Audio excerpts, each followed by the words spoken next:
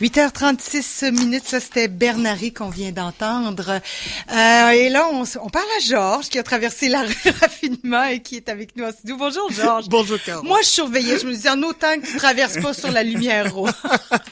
Bon, j'ai fait attention quand même, hein. Ah bon. La sécurité. Ouais. Tu sais, chez nous, il y a un proverbe qui dit, mieux vaut perdre une minute dans la vie que de perdre toute une vie en une minute. On peut prendre la seconde aussi. Mieux vaut perdre une seconde dans la vie que de perdre toute une vie en une seconde. Tu vois? Donc, je pouvais rester de l'autre côté tant que le feu n'était pas vert. Merci Boucardiouf pour ça. Georges, bon, on avait commencé nos chroniques d'Afrique noire en parlant des pays qui vont aller en élection, d'autres qui iront peut-être pas. Mais là, on s'en était parlé et puis on s'est dit que peut-être qu'il faudrait faire la lumière. En tout cas, c'est difficile d'essayer de comprendre totalement ce qui s'est passé au Burkina Faso, mais en tout cas, d'essayer, de jeter un éclairage sur cette rivalité entre Al-Qaïda, l'État islamique. C'est assez complexe, tous ces djihadistes-là, on s'y perd un peu. Oui, mais Caro, tu te souviendras qu'à peu près une année, là, nous avons beaucoup parlé de ces choses-là. Ouais. Nous avons parlé d'Al-Qaïda, nous avons parlé de Boko Haram, nous avons passé beaucoup de chroniques d'Afrique noire autour de Boko Haram. Ouais. Donc, ce qui se passe aujourd'hui, d'ailleurs, il faut savoir que c'est planétaire. Ce qui s'est passé au Burkina Faso se passe ailleurs. On a vu ce qui s'est passé en novembre, le vendredi 13 novembre à Paris. Donc tu vois le modus operandi, c'est à peu près la même chose. Des gens qui sont à une terrasse en train de prendre du beau temps et qu'un écervelé déboule pour enlever la vie aux gens. Donc, nous avons parlé de ces choses-là, de cette mouvance djihadiste.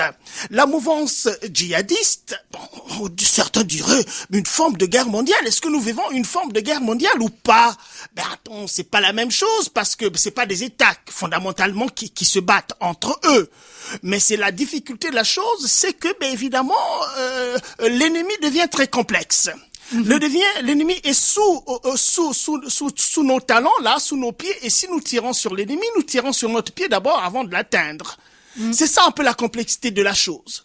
Et cette mouvance djihadiste, on voit très bien que même les pays musulmans aussi en souffrent. Ils souffrent du terrorisme. On a vu en Tunisie, on a vu un peu partout, en Égypte, partout. C'est terrible. Et donc, c'est ça, j'allais dire, on se sent nulle part en sécurité. Il y a des pays plus chauds que d'autres. Voilà. Mais le Burkina Faso avait été exempté, là. On avait l'impression, grosso modo, que c'est un pays plus tranquille. Plus tranquille. Ça, c'est une bonne remarque. En tout cas, on n'espérait pas que des choses comme ça puissent, subvenir au Burkina Faso. Mais, en fait, on n'était pas à l'abri non plus, parce que quand même, c'est l'Afrique de l'Ouest où, depuis un certain moment, Boko Haram sévit. Mais là, c'est pas, dans le cas de cette attaque-là à Ouagadougou, c'est pas revendiqué par Boko Haram. Est-ce que, on a affaire à qui, à quoi? Oui, mais c'est ça, c'est une nébuleuse, finalement. Ouais. Le mouvement djihadiste, ça devient une nébuleuse. Vous savez, en France, on a vu des cas comme ça, deux personnes peuvent s'entendre, et puis, voilà, aller faire un coup qui va retentir sur le plan médiatique.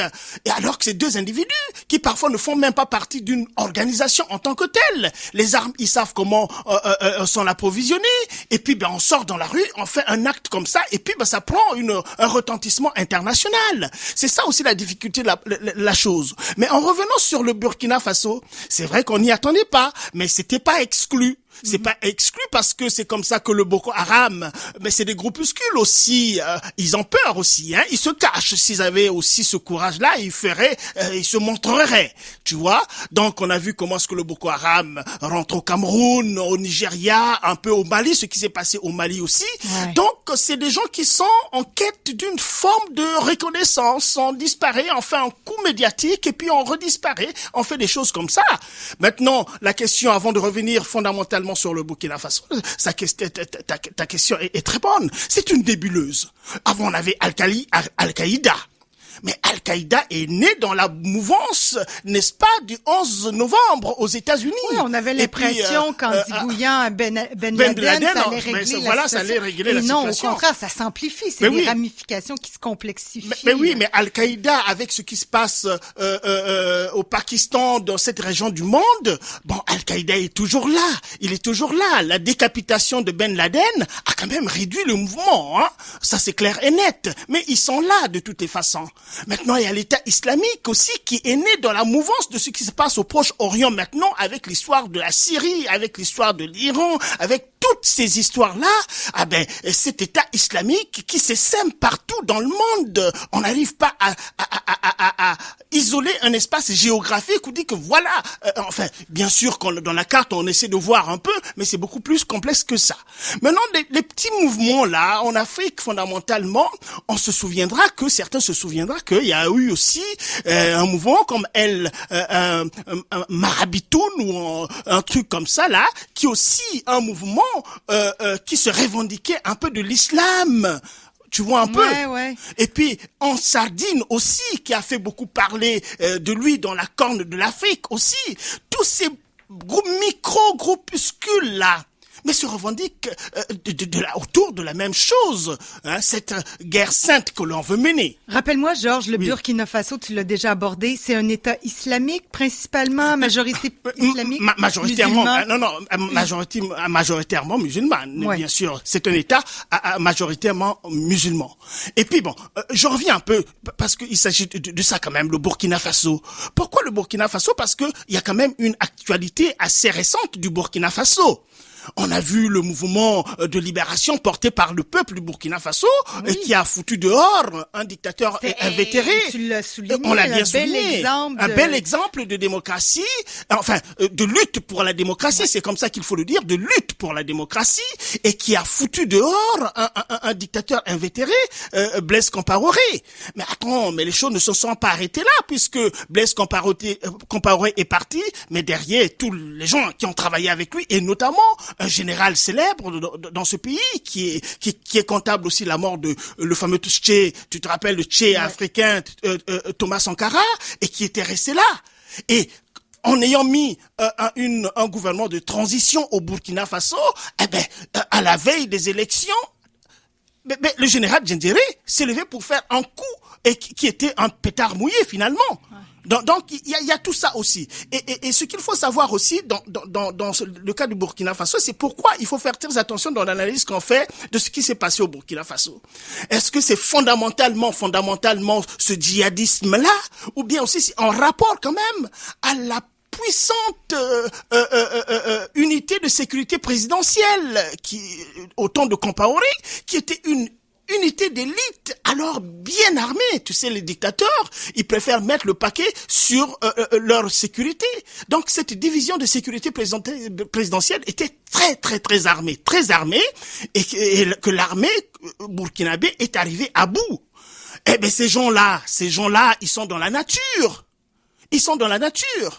Donc certains trouvent peut-être que on veut déstabiliser le Burkina Faso. Alors ça, ce serait une avenue possible. Mais c'est possible. Et on n'a pas réglé, on n'a pas bouclé l'enquête, on n'a pas, au moment où on se parle, on n'a pas résolu. Non. C'est très, tu parles du mot nébuleux, là, c'est encore plus nébuleux que ce qu'on pourrait penser. C'est nébuleux, mais il y a quand même des indices quand même qui peuvent nous mettre sur la piste, puisqu'on veut savoir pourquoi le Burkina Faso et pourquoi ça s'est passé. Et c'est pas étonnant que ça se passe de toutes les façons à partir du moment où ces écervelés-là, parce que c'est comme ça quand même s'il faut les appeler. Et c'est gentil. C'est gentil, bon enfin, en tout cas, hein, ils cherchent des voies partout où ils peuvent frapper. Et principalement l'Occident, l'image, c'était dans un café, bien sûr, des touristes, des gens absolument. On va pas non plus éluder cet aspect de la chose que ils en veulent à l'Occident. Ils en veulent à l'Occident pour des raisons qu'ils disent. Bon. Partout où il y a les Occidentaux, et bien évidemment, s'ils peuvent en profiter, ils en profitent. Et ils savent aussi que dans ces pays, généralement, les services de sécurité ne sont pas aussi aguerris qu'ils ne le sont dans les pays de l'Occident. Eh ben, finalement, parce que ce qui s'est passé au Burkina Faso à la même date, il y a 3 événements quand même, hein, Caroline, qu'il faut mentionner. Il y a 3 événements. Il y a le premier événement, c'était quand même l'attaque contre une patrouille de la gendarmerie à Tine, une ville qu'on appelle Tine Abao, dans le département du Gorom, dans la province d'Oudalan, dans la région du Sahel. Il y a eu une attaque contre une patrouille de la gendarmerie qui a fait un certain nombre de morts, je crois que peut-être 2 morts et en tant que tel. Et puis il y a eu aussi le kidnapping, on a entendu parler de ça, le kidnapping d'un couple d'Australiens à Djibo, dans le même pays. Et ce kidnapping-là, évidemment, le couple de médecins, monsieur et madame, qui ont été kidnappés le même jour. Et puis, il y a eu le gros événement, n'est-ce pas, l'attaque de ce bar-restaurant Cappuccino à Ouagadougou, où était attablé, ce qui a fait beaucoup plus de morts à ce niveau-là, plus d'une vingtaine de morts à ce niveau-là. Et puis, l'attaque aussi du Splendide, du restaurant Splendide. Donc, il y a eu 3 événements. La plus grosse attaque a été revendiquée. Les autres, non. Les autres, non. Ah ouais. Les autres n'ont pas été revendiqués. Donc, on reste encore dans la fameuse nébuleuse. On cherche, est-ce que ces 3 événements sont interconnectés? Et ça pourrait être politique et non pas que religieux. Et voilà, ça pourrait être politique, non pas que religieux, c'est ce que je viens de dire par rapport à l'état actuel de Burkina Faso, qui est un pays qui sort d'une transition difficile, qui a failli être contrecarrée par le coup d'état de Diendéré, qui est en prison en ce moment, téléguidé, certains disent téléguidé depuis la Côte d'Ivoire où se trouve Compaoré. Est-ce que Compaoré voulait quand même revenir au pays? C'est quand même machiavélique de penser à tout ça. Oui, mais bien sûr que cela. Et puis, ma foi, donc c'est aussi politique, c'est pas forcément religieux, c'est aussi religieux, certainement, puisqu'il se revendique du djihadisme quelque part, et le modus operandi, c'est celui qu'utilisent les djihadistes, conscients de leur faiblesse, parce que la faiblesse, ils trouvent les petites faiblesses dans l'organisation des États, et en l'occurrence, au Burkina Faso, c'est encore un État fragile. C'est un État fragile qui sort d'une transition et qui vient d'élire un nouveau président qui est en train de s'installer. Alors, les institutions sont encore fragiles. Et on profite aussi, n'oublions pas, l'aspect médiatique de la chose. Parce que ce qu'ils font là, ils frappent un coup et ils aimeraient qu'on parle d'eux. Et quand on parle d'eux, ils sont bien contents. Et quand nous interrogeons, écoutez, Caro, nous avons le Québec aussi, le Canada a été touché, nous avons eu des morts dans cette attaque-là. Et tout ce que nous faisons, quand ils voient ça, ils disent qu'ils ont atteint leur but. C'est pourquoi parfois la question de savoir, est-ce que on va plus aller là-bas? Si on dit qu'on va plus aller là-bas parce qu'on a peur. C'était ma question. Est-ce qu'on y va encore, Georges? Toi, t'es africain, c'est ton pays, c'est ton continent, mais est-ce que on devrait encore y aller? Parce est-ce qu'on peut faire confiance aux forces de sécurité? Attends, Caro, ne pas y aller, il faut y aller parce que si on n'y va pas, ils ont gagné puisque c'est le but. Le problème, c'est simplement que les États doivent s'organiser un peu plus pour assurer la sécurité de tout le monde. Bon, là, je te renvoie une question un peu bizarre, mais bon, est-ce qu'on peut supposer que les États africains ont pas les moyens d'assurer leur sécurité à 100%, disons? Est-ce qu'ils devraient avoir de l'aide d'autres pays? Mais là, on retomberait avec l'aide de la France ou... Non, mais personne n'assure la sécurité à 100% s'il n'y aurait pas eu le 11 septembre aux États-Unis, un pays quand même hyper protégé. Hein, personne n'est en sécurité, les attentats de Paris, à Londres, un peu partout, des États qui sont bien organisés. C'est tout simplement que chaque État, à son niveau, doit tout faire. Ils ont des services de sécurité, doivent travailler pour protéger la sécurité, de protéger les gens, les nationaux comme les non-nationaux. Parce que, évidemment, ne plus aller, c'est donner la victoire à des gens, puisque c'est ce qu'ils veulent. Donc, c'est cela. On peut pas ne pas aller en Afrique. Il y a du beau à aller en Afrique malgré cela. Bon, il y a eu 20 morts, on les déplore. Mais il y a parfois beaucoup plus ailleurs. Il y en a beaucoup plus ailleurs aussi. Les avions qui explosent en plein vol, c'est des dizaines de milliers de dizaines de personnes qui meurent. Donc, ce qui est important, c'est de savoir que nous vivons une époque extraordinaire où la guerre est là, une certaine forme de guerre qui est là, qui nous échappe, qui échappe à beaucoup de gens et qui attaque tous les pays. Aucun pays dans le monde n'est épargné par rapport à cette mouvance-là. Donc, mais les États s'organisent, ceux qui sont des services de sécurité beaucoup plus avancés, beaucoup plus sophistiqués, écoutez, ils font beaucoup plus que les autres. Mais les pays africains, c'est bien vrai que les pays comme le Burkina Faso, le Burkina, c'est parmi les pays les plus pauvres, n'est-ce pas, en Afrique, de toutes les façons. Donc,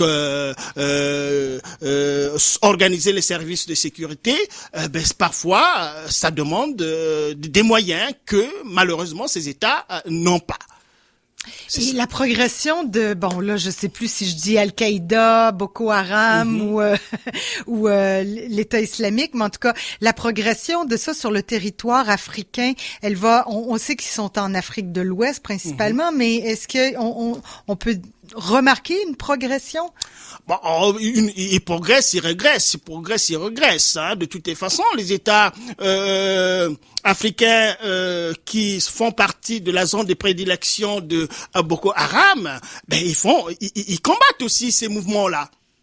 Il y a le Cameroun, on a parlé du Cameroun la dernière fois dans le nord du Cameroun où Al-Qaïda fait des incursions et parfois tue des gens. Mais le Cameroun, il y a l'armée camerounaise aussi qui est sur le terrain. On nous l'a jamais montré, mais il y a beaucoup de jeunes militaires camerounais qui tombent sur le champ de bataille et pas des moindres. Ils sont très très nombreux. Sauf que ces gens-là, évidemment, ne sont pas médiatisés comme ils peuvent être médiatisés en France ou ailleurs. Il y a beaucoup qui tombent. Mais le Nigeria lui-même aussi a une armée qui combat avec beaucoup de vigueur. Et pourtant, l'État est islamique. Le Nigeria est à presque à 95% ou 90% un État musulman. Mais ils combattent Boko Haram. Donc, ils se font la guerre. Au Niger aussi, c'est la même chose. Au Mali. Donc, les États africains aussi s'organisent. Et le Tchad, j'allais citer le Tchad. Le Tchad, c'est une grande puissance en Afrique centrale qui a démontré sa capacité à faire au Mali. Au Mali, quand la France, on avait dit aussi cette antenne que la démarche de la France, ce n'est plus d'envoyer les Français sur le terrain. La démarche de la France, c'est envoyer les Africains sur le terrain en donnant du soutien logistique. Voilà. Et pour qu'on ne dise pas que c'est encore du néocolonialisme, ou bien aussi pour ne pas avoir des morts français qu'on va ramener en France en tant que tel. Ce serait pas bon politiquement. Ce serait pas bon politiquement. Et rappelle-toi aussi que les armes que Boko Haram utilise, parfois ce sont des armes de fabrication française. Donc on se retrouve dans des situations où les Français tombent sous les cartouches qu'ils fabriquent eux-mêmes. Oui, parce que toute la question de l'armement, mais là on n'aura pas le temps de l'aborder parce que je vois l'heure passer, mais toute la question de l'armement, de la provenance de ces armes-là, ça soulève de grandes questions aussi, des questions complexes. Oui, mais c'est pas la France qui donne des armes à ces groupes-là, mais c'est tout simplement ce qui s'est passé en Libye, par exemple. Pour faire partir Muammar Kadhafi, les Français ont soutenu les islamistes en leur larguant, n'est-ce pas, des armes pour qu'ils fassent partir Kadhafi. Mais alors, c'est du pain béni, ça. Les armes qui tombent du ciel, c'est du pain béni. Et ils en font usage. Ces armes ont traversé, ils sont venus jusqu'en Afrique du Sud. Ce que Boko Haram utilise de là où ils opèrent, c'est des armes qui sont parties de la Libye. Et qui sont arrivés en Afrique. Et puis, il se trouve que quand la France est engagée au Mali, les Français qui tombent au Mali, ça tombe sous les coups des balles qui sont fabriquées par la France. Voilà. Bon, on n'a pas réglé la question, mais on a juste un éclairage, un petit éclairage. C'est beaucoup plus complexe que cela. De toutes les façons, on déplore les victimes canadiennes que nous recevons là par rapport à ce qui s'est passé au Burkina Faso. Et c'est dommage.